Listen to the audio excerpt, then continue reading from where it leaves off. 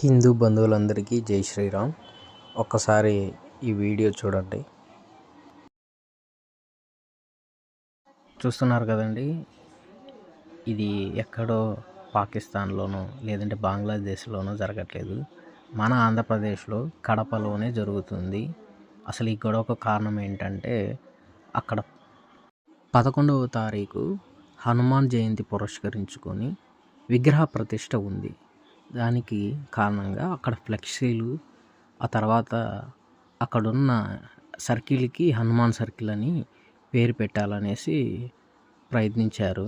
కానీ అక్కడ ఒక ఇస్లామిక్ వర్గం వచ్చి గొడవ చేస్తున్నారు.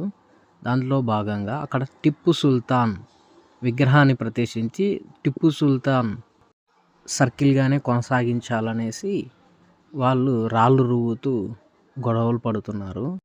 మన దేశాన్ని సర్వనాశనం చేయడానికి వచ్చిన వాడి పేరు ఆ సర్కిల్కి ఎలా పేరు పెడతారు?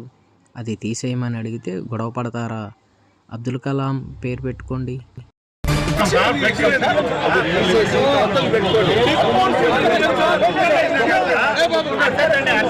వాళ్ళని కావాలంటే అబ్దుల్ కలాం ఆజాద్ అని పెట్టుకోవాలి, అబ్దుల్ కలాం పేరు పెట్టుకోవాలి.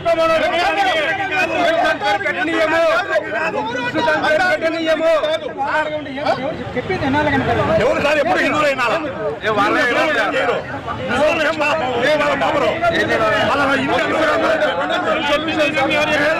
ఆవేశం మేము హిందూ బంధువులందరికీ జై శ్రీరామ్. ఒక్కసారి ఈ వీడియో చూడండి.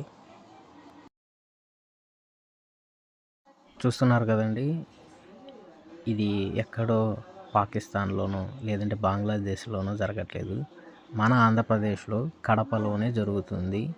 అసలు ఈ గొడవకు కారణం ఏంటంటే, అక్కడ 11వ తారీఖు హనుమాన్ జయంతి పురస్కరించుకొని విగ్రహ ప్రతిష్ట ఉంది. దానికి కారణంగా అక్కడ ఫ్లెక్సీలు, ఆ తర్వాత అక్కడున్న సర్కిల్కి హనుమాన్ సర్కిల్ అని పేరు పెట్టాలనేసి ప్రయత్నించారు. కానీ అక్కడ ఒక ఇస్లామిక్ వర్గం వచ్చి గొడవ చేస్తున్నారు.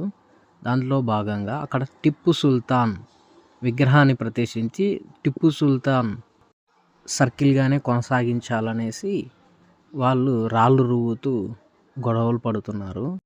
మన దేశాన్ని సర్వనాశనం చేయడానికి వచ్చిన వాడి పేరు ఆ సర్కిల్కి ఎలా పేరు పెడతారు? అది తీసేయమని అడిగితే గొడవ పడతారా? అబ్దుల్ కలాం పేరు పెట్టుకోండి.